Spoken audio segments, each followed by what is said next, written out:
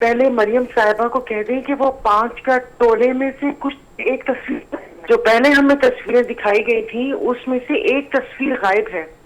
तो क्या वो उस तस्वीर जो गायब है क्या उससे डील हो चुकी है या उन्होंने उसको साइड पे कर दिया? और अगले जलसे में किसकी तस्वीर ऐड होगी और किसकी गायब होगी वो भी जरा बता दें। और ये कॉन्टेम्प्ट ऑफ बिल्कुल है।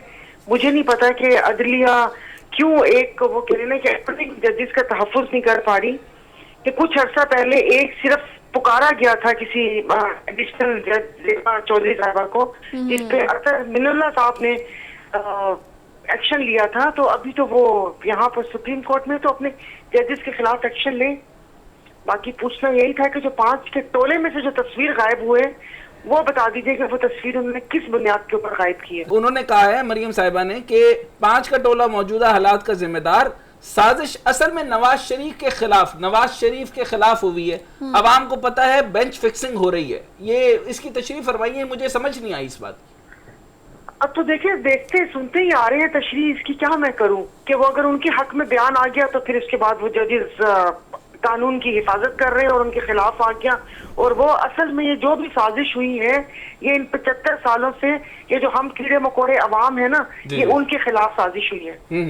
अच्छा, नहीं ये साजिश से मुराद ये तो नहीं है कि नवाज शरीफ और उनकी बेटी को तो कुछ नहीं मिला, उन्होंने पार्टी के अंदर सारे चेंजेस कर दिए, उन्होंने कहा था डिप्टी कन्वीनियर भी दे दें, फिर उन्होंने ये कहा कि शहबाज शरीफ जो है उनको सेलेक्ट कर लिया, हमें नहीं किया। ये सारा दुख इनको अपना जाती अंदर के खानदान यानी किचन कैबिनेट का मसला लग रहा है आपको?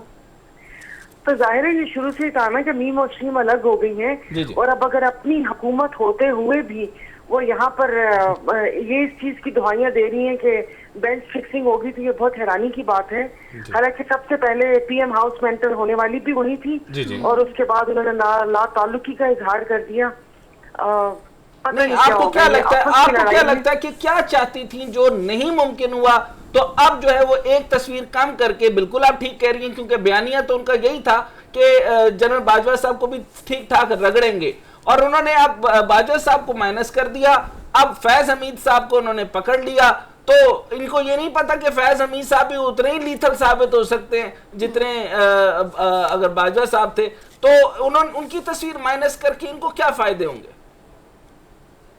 पता नहीं, कोई डील हो गई होगी जी तभी, क्योंकि यहाँ तो हमारे यही होता है कि कोई भी चीज दबानी हो, कोई केस दबाना हो या कुछ करना हो तो उसके पीछे कोई मॉरल उसके पीछे कोई रीजंस नहीं होती, उसके पीछे यही कुछ होता है। इसमें देखिए मतलब कौन सा इसको वो कहते हैं ना ऊंट से कौन सी तस्वीर थी, तो यहाँ पर तो कुछ सीधा लग ही नहीं रहा। ठीक है, अगर उन्होंने रिमार्क्स आला अदलिया ने दिए, क्योंकि अब जो भी होगा एक जब तक ये वो कह रहे ना कि जुडिशरी मार्शल नहीं आएगा ना, ये सब चीजें सही नहीं होगी।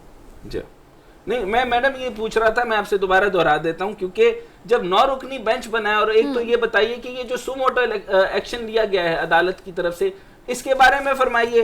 दूसरे उन जजेस के एक्शन ले सकते हैं, वो उनका इख्तियार है आला अदलिया का, लेकिन मैडम उसमें डिफरेंट स्टेटमेंट है। सबसे पहले कहा गया है कि आइन इंतखाबात का वक्त बताता है जो कि खत्म हो रहा है, उसके बाद ये भी कहा गया कि इंतहाई संगीन हालात हो तो इंतखाबात का वक्त बढ़ सकता है। फिर जस्टिस मंसूर साहब, जैसे कि डॉक्टर साहब भी कह रहे हैं, उन्होंने कहा कि अदालत बगैर वजूहात के तहलील की गई असम्बलियां जो है वो दोबारा बहाल कर सकती हैं। तो आपको क्या लगता है, असम्बलियां बहाल हो जाएंगी या फिर इलेक्शन की कोई डेट दी जाएगी? चलिए अच्छा तफसील से बताती हूँ। देखिए अब तो जो मतलब मुझे, मैं ये नहीं कहती मतलब इसमें किसी से भी वो कहते हैं ना कि मैं किसी चीज पे उंगली नहीं उठा रही, तो ये सारा मामला तो 2 माह से चल रहा है, तो 2 माह पहले ये सारे कदम क्यों नहीं उठाए गए थे? वक्त गुजारने के बाद अभी ये आइन की हमें तशरीह बताई जा रही है और आइन की तकरीबात भी हो रही हैं जो कि अल्हम्दुलिल्लाह आइन के किसी भी आर्टिकल पे अमल नहीं हुआ। तो अब जब आइन में लिखा हुआ है कि 90 रोज में, और ये जब इतना शोर शराबा और हंगामा टीवी पे बरपा था, तो उस वक्त हमारी आला अदलिया में से किसी ने भी नहीं सुना देखा, बल्कि मैंने तो एक कभी कमेंट सुना था कि मुझे बताया गया है कि असेंबलियां तहलील हो गई हैं। तो क्या वो चीफ जस्टिस साहब पाकिस्तान के नहीं है या वो केबल या सोशल मीडिया से दूर थे? तो अब ये इस किस्म की मतलब बातें मुझे समझ नहीं आ रही कि 90 दिन जो टाइम है, 90 दिन टाइम गुजारने के बाद अब उन असेंबलियों का मतलब वो हो रहा है कि वो असेंबलियां गैर कानूनी तौर पे तहलील हुई हैं और किसी एक बंदे के एमा पे तहलील हुई है। अब अच्छा, इसमें एक और भी है, ये जो रिमार्क्स हैं, जी जी फरमाइए प्लीज। ना हमारे अन्नीनु सुन वजी थमीनु, हाँ अभी जो मर्जी करते रहे, असि कुछ नहीं कर सकते। ठीक। वो कहते ना मुंह खोल के बस पीछे ही है वो। मैडम मैंने आपसे सीख के तो मैंने भी एक चीज बोल दी थी, वो कि था कि 280 का पेट्रोल है और वो जो 250 वाली डब्बी 500 की हो गई है, तो ना घूम सकते हैं ना झूम सकते हैं। तो बातें तो आपकी बिल्कुल दुरुस्त हैं। अच्छा दोबारा से आइन पे आता हूँ मैडम। हाँ, तो बस जिधर भी हाँक के ले जाए, भेड़ बकरियां हैं, हमें अपने हुकूक का नहीं पता। आइन की हम बात करते हैं, 28 से लेकर 38 तक जो अवाम के जो हकूक देता है कि आइन में लिखा हुआ है कि रियासत की जिम्मेदारी है, अच्छा हमें वही नहीं पता कि इतनी मासूमियत की जरूरत नहीं थी। जब ये 2 महीने पहले बात पता चल गई थी, तो 2 महीने पहले भी सुमोटो एक्शन लिया 2 महीने सुमोटो पहले लेते कि भैया आप क्यों नहीं इलेक्शन की डेट दे रहे हैं। अब मुल्क में पहले अफरा तफरी कम है, जो ये अनारकी फैलाई जा रही है। जी ठीक है मैडम, वापिस से वो असेंबलियां बहाल होंगी और ये मतलब जो लोगों को जहनी टेंशन और टॉर्चर और ये सारा कुछ हुआ है कि जो हुकूमती अरकान की तवज्जो हुकूमत चलाने से हट के वहां पर डिफेंड करने में लगी हुई थी। मतलब ये मुल्क है या क्या है? Very true, very true. Last take sir, Bukhari साहब आपकी आखिरी टेक सर, एक स्टेटमेंट। अगर ये लास्ट टेक है तो मैं आपको एक बात कहूंगा, अभी भी तहरीक इंसाफ है या बाकी पार्टी है, सब इल्जाम तो लगाते हैं, कभी किसी का नाम कठपुतली रखते हैं, कभी कोई नाम रखते हैं।